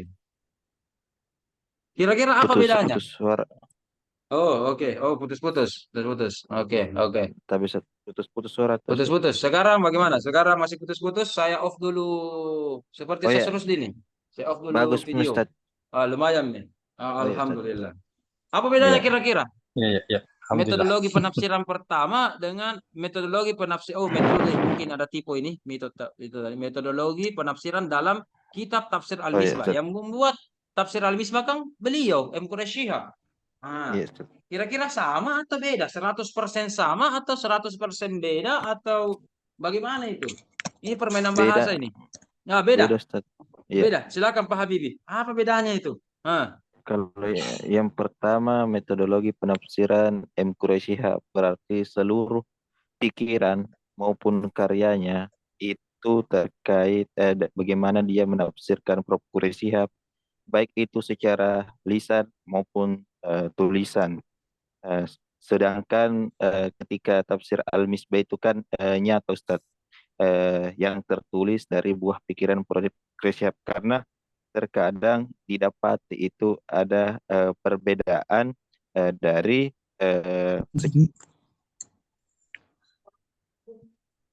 Oke. Bagaimana Ustazah Lutfiyah? Sudah sepakat? Pak Rusdi sudah sepakat atau beda? Bagaimana? Saya sepakat, Pak. Sepakat? Iya. Ustazah Lutfiyah, mahalnya suaranya Ibu Lutfiyah ini. Atau masih mengantuk? Kapan ini? Putus ke suaranya. Oh, putus-putus suaraku. Nanti saya ambil beli tali kalau Bukan begitu suaranya supaya sambung antum. ini. Iya ya. Suaranya Saya mau beli tali. Ustadz Habibie. Oh, Ustaz Habibie, suara Oh, putus-putus. Putus-putus. Ulangi beda yang Ustaz Habibie. Nggak dengar ki Ibu Lutfiyah. Apa bedanya itu? halo, cek. Assalamualaikum. Ya, Ya. tes. Oh ya, terkait perbedaan metodologi penafsiran M. Quraisy Shihab dan penafsiran dalam kitab tafsir Al-Misbah, yakni tentunya kalau M. Quraisy Shihab itu secara menyeluruh, baik itu dari kitab tafsir Al-Misbah maupun secara lisannya Prof. Quraisy Shihab maupun dari kitab-kitab yang lainnya Prof. Quraisy Shihab, contoh membumikan Al-Quran, mukjizat Al-Quran, dan yang lain-lainnya. Jadi sementara kalau tafsir Al-Misbah itu fokus hanya kepada tafsir Al-Misbah, sehingga setiap kali didapati beberapa kali perbedaan dari penafsiran Prof. Quraisy Shihab secara lisan dan yang tertulis di tafsir Al-Misbah. Mungkin begitu, Ustaz. Bagaimana? Ustaz Lutfiyah, sudah dipaham? Setuju Iya. atau berbeda?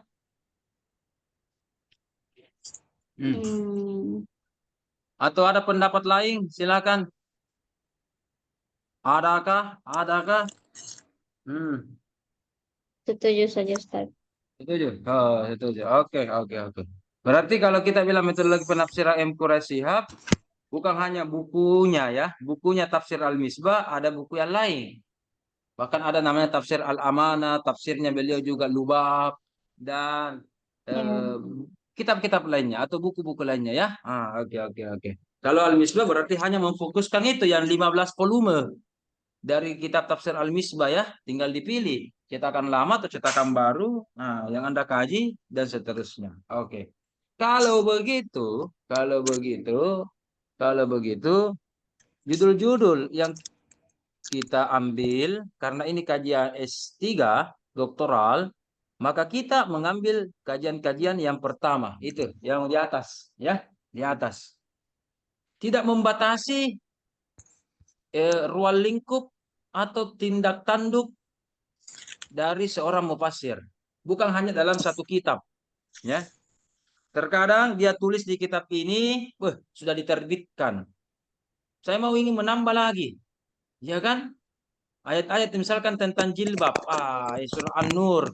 Saya sudah tuntas baca ini, tetapi sudah tulis ini, sudah dicetak ini lagi ini, ya kan? Tetapi masa gara-gara saya mau tambah ini sekitar berapa halaman, kalau begitu saya buat kita tafsir yang lain. Atau kita buku-buku tentang jilbab versi Al-Quran bagaimana loh, dan seterusnya. Atau buku-buku apa lagi, ya? Yang berpenting ayat. Berarti lebih lebih anu ya, lebih dalam ya metode penelitian. Nah, ini dia yang kita akan bahas nanti minggu-minggu depan pada pemakalah ketiga. Pemakalah kedua belum. Pemakalah ketiga yang kita akan bahas bagaimana metodologi penafsiran dari seorang tokoh. Ya. Oke, kita sepakat. Nanti untuk pemakalah ketiga dan seterusnya, minimal yang kita bahas adalah mufassirnya atau ulamanya, ya. Yang pertama ya, mufassirnya atau ulamanya. Oke. Kenapa? Tafsir itu pasti erat kaitannya dengan sang penulis. Subjektivitas. Besar kecilnya subjektivitas dan objektivitasnya itu sangat dipengaruhi oleh sang mufassir. Sang mufassir ya. Kalau seorang dokter mau mengambil ayat-ayat Al-Quran, tentulah nanti ya dia bahas ayat-ayat kesehatan. Dulu juga almarhum, ada dulu itu pernah jaksa agung, hakim Baharudin Lopa. Baharudin Lopa. Sama namanya bapaknya Pak Habibie mungkin ini, Baharudin. Baharudin Lopa yang orang Mandar itu, ya ada bukunya tentang tafsir.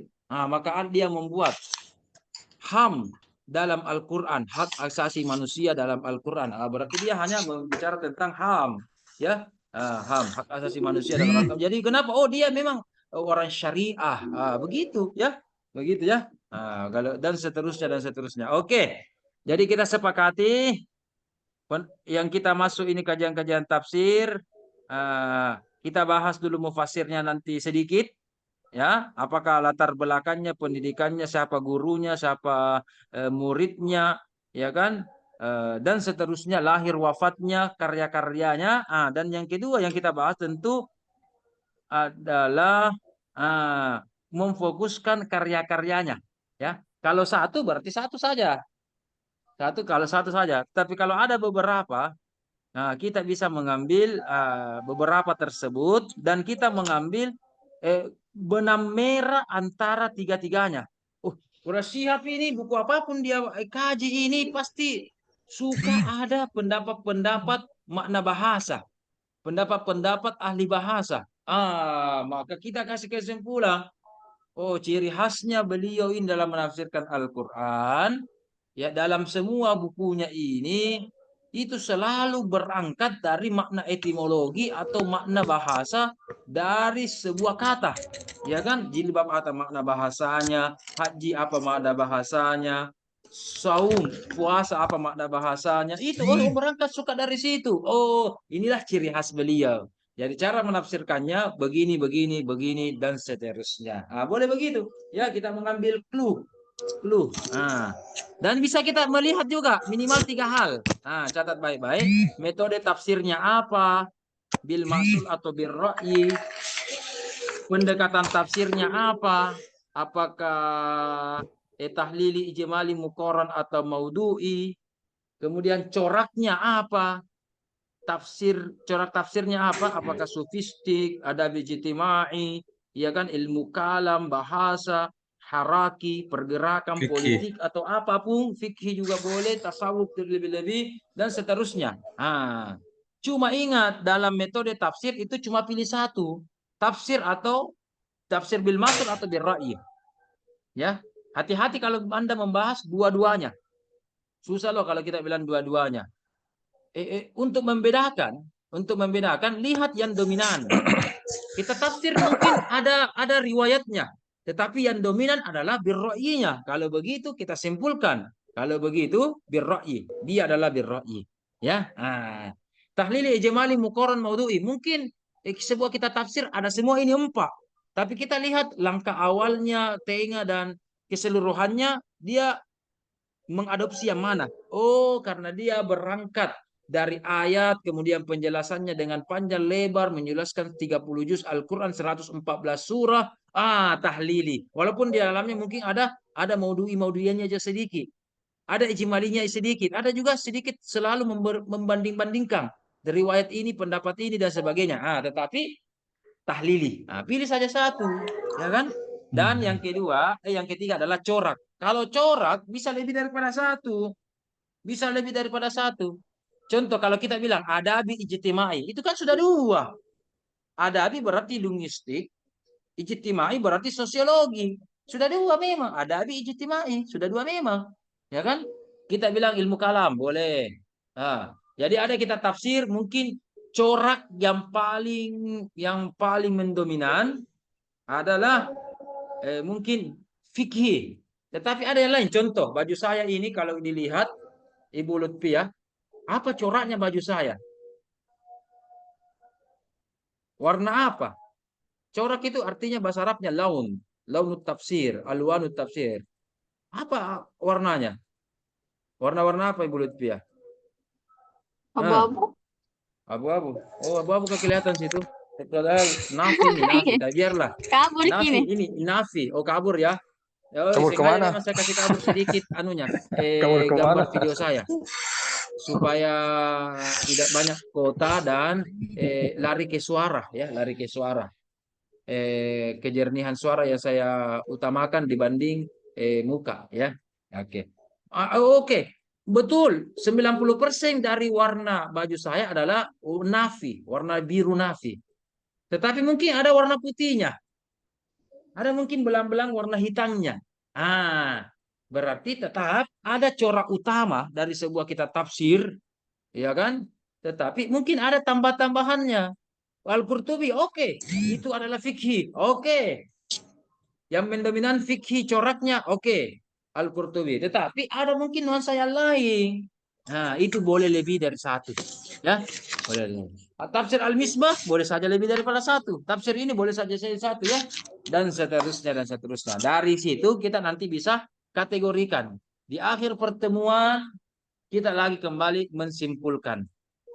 Oh, ternyata di awal-awal jadi pemakalah kedua ini menyampaikan teori-teori yang sudah disampaikan sebelumnya atau hipotesis pribadi penulis, tetapi di akhir pertemuan nanti revisinya kita menyimpulkan sendiri setelah mengkaji ya di Pulau Sulawesi, Pulau Sumatera, Pulau Kalimantan, kajian tafsir di Jawa dan sebagainya, masa modern sampai masa klasik, kira-kira ada tidak persamaan perbedaan corak-corak ulama tafsir Indonesia? Oh, ternyata kita bisa nanti simpulkan di akhir pertemuan.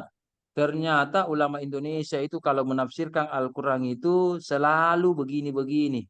Ciri khasnya begini. Ya, saya berikan contoh misalkan.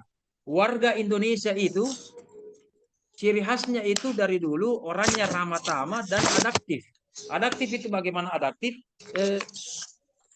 Suka gampang beradaptasi, gampang bergaul dan sebagainya. Dan ini dibuktikan bagaimana dulu Indonesia didatangi oleh orang Arab, orang Portugis, orang Belanda, ya kan, sampai orang Jepang dijajah lama sekali, ya, dan seterusnya. Bahasanya juga begitu, adaptif sekali. Lihat kata-kata serapan. Komputer, komputer, bahasa Inggris. Kertas, kirtosun, diserap dari bahasa Arab. Ya kan? Ada lagi yang lain. Ada lagi yang lain dari Portugis, dari Belanda, itu juga dikutip dari ulama-ulama dari bahasa-bahasa luar negeri, ya kan? Bahasa kita itu sangat adaptif. Siapa tahu ulama-ulama kita juga begitu. Ya, ulama-ulama Nusantara dan Indonesia sekarang cara penafsirannya itu sangat adaptif atau menjawab masa kekinian. Misalkan hipotesis awal, menjawab masa kekinian. Ya kan? Ketika masa penjajahan Belanda berarti tafsirnya dihubungkan dengan Belanda. Tafsir masa era Orde Lama, Orde Baru dihubungkan dengan itu juga. Soeharto dengan Soekarno. Iya kan? Oh, pada masa sekarang modern, reformasi, modern dihubungkan juga begini. Oh, ternyata ulama Indonesia itu ya begini-begini. Sehingga nanti inilah nanti yang menjadi hal yang baru atau penelitian dari 3 orang ini. Saya hanya mengarahkan penelitian dari 3 orang. Oh, ternyata arahnya tafsir-tafsir Indonesia itu ciri khasnya mufassir kita ketika berinteraksi dengan Al-Quran itu begini loh, begini loh, begini. Tapi ada beda-bedanya. Ada beda-bedanya. Masa klasik begini, oke, kemudian masa menengah begini, kemudian masa modern sekarang begini, begini, begini. Contoh, sekarang ini masa modern. Kalau kita lihat nuansa tafsir tahlili, mungkin sisa Prof. Presiap saja yang punya pada masa modern. Prof. Nasaruddin Umar juga mungkin ahli tafsir, tetapi mana kita tafsirnya? Yang utuh. Anda katakan tadi utuh dari Al-Fatihah sampai An-Nas. Ya kan? Yang paling simpel itu, seorang mahasiswa hanya membahas satu ayat dalam bentuk tahlili satu ayat saja, itu sudah dapat gelar SAG. Di Pascasarjana, membahas maudhu'i, ya, atau membahas saja kajian kasus, pengajian, misalkan ada pengajian-pengajian atau penulisan-penulisan di koran atau bagaimana, itu sudah apa? Sudah menjadi magister dalam di bidang tafsir atau doktor dalam bidang tafsir, padahal cuma maudhu'i. Ya, misalkan kita kaji Prof. Ahmad Abu Bakar itu disertasinya bisa dapat doktor itu maudhu'i, hak asasi manusia, maudhu'i. Ya kan? Kalau Ustaz Aan dulu maudhu'i tasbih dalam Al-Quran. Siapa lagi? Prof. Galib maudhu'i, yaitu tentang ahli kitab. Ahli kitab. Prof. Mardan maudhu'i juga. Apa kajiannya Prof. Mardan? Al-Bala dalam Al-Quran. Itu saja. Jadi cukup maudhu'i saja. Maudhu'i berarti berapa kitab? Jadi intinya satu tema aja. Beda dengan ulama kita dulu, tidak ada gelar profesor, tidak ada gelar doktor, seperti At-Tabari, Ibnu Katsir, Qurtubi dan sebagainya, tidak ada itu belakangan gitu. Ya, tetapi luar biasa keilmuannya, temanya banyak, 6.236 ayat dibahas dan seterusnya. Tetapi dulu beda gelar profesor kita, Ustaz Habibi. Sekarang itu profesor, doktor, gelar akademik. Dulu Hujjatul Islam. Itu gelar akademik. Kita pernah dengar Jalaluddin. Itu juga gelar akademik. Ya, Jalaluddin itu As-Suyuti, ya, As-Suyuti Kampuna. Jalaluddin itu gelar akademik. Jalaluddin, Nizamuddin. Itu gelar-gelar akademik semua itu. Gelar akademik, bukan bilang, namanya itu Jalal. Jadi ini ketika diakikah sama bapaknya waktu bayi, memang namanya itu Jalaluddin. Tidak. Tidak, Anda salah. Ya kan? Jalaluddin Al-Mahalli, Jalaluddin Nizamuddin apa? Tidak, itu gelar akademik pada masa klasik. Ya kan? Pada masa klasik. Kalau kita misalkan, kalau masa klasik non akademik apa? Andre Gurutta, Tuang Guru, Anrong Guru kalau di Mandar. Iya kan? Kiai Haji. Iya kan? Dan seterusnya dan seterusnya. Itu. Tetapi ingat, pemberian itu tentunya sudah jam 12 ini. Astagfirullah. Nantilah kita lanjut. Masya Allah, Masya Allah. Ya, yang penting sudah dapat gambaran bagaimana model diskusi kita dan seterusnya dan seterusnya. Oke, mungkin ada pertanyaan. Mohon maaf ini saya jelaskan sudah lewat jam 12 ini. Saya mengambil waktu Anda ini ya. Apalagi menjelang waktu sholat orang ini. Ya. Mungkin ada pertambahan, ada tambahan, saran, masukan, sanggahan, respon atau apalah, terserahlah. Sebelum kita tutup ini. Atau bilang, salah itu Ustaz. Begini, jangan lagi bahas ini, begini saja.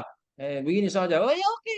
Apa? Iya kan? Atau tambah-tambah, Ustaz, jangan cuma begini, kasih begini lagi. Oke, boleh. Saya ikut Ji. Mumpun ini adalah makalah pertama.